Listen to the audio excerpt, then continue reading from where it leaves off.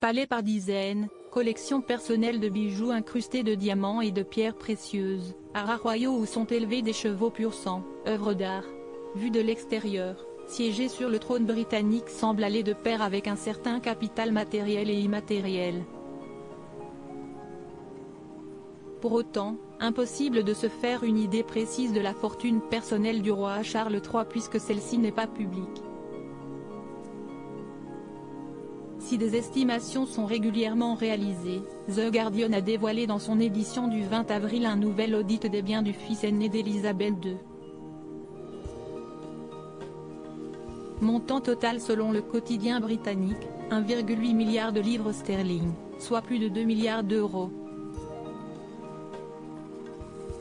La somme, digne d'une cagnotte de l'euro-million, a de quoi donner le tournis.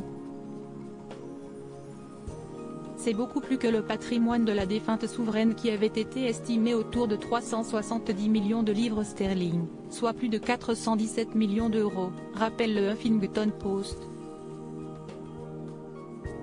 Le magazine américain Forbes estimait de son côté, en septembre, que Charles III était détenteur d'un pactole ne s'élevant qu'à 400 millions de livres sterling, soit tout de même plus de 450 millions d'euros.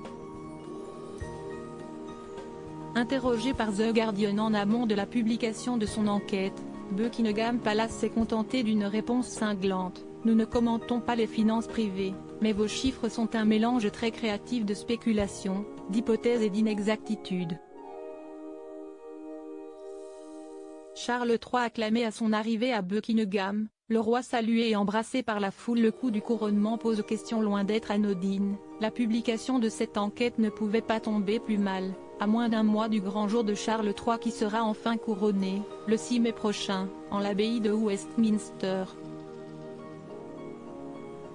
Si ce dernier entend justement imposer une gestion plus stricte des dépenses de la couronne britannique, les 3 jours de festivités qui célébreront son sacre font toutefois exception avec un coût estimé à 100 millions de livres sterling, soit plus de 113 millions d'euros.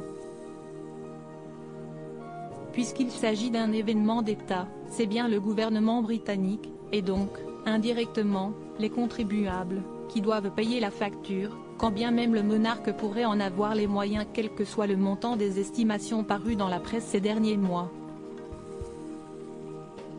Certains de ces sujets se seraient pourtant bien passés de ces dépenses qu'ils jugent superflues dans un contexte d'inflation économique, si bien que le Daily Mirror n'avait pas hésité, le 20 mars dernier, à titrer « Pensez-vous que le roi Charles III devrait mettre la main à la poche ?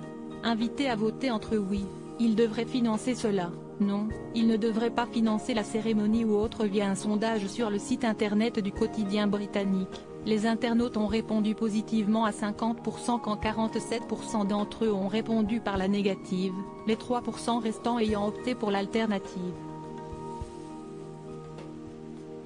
Article écrit en collaboration avec 6 médias. Crédit Photo, agence.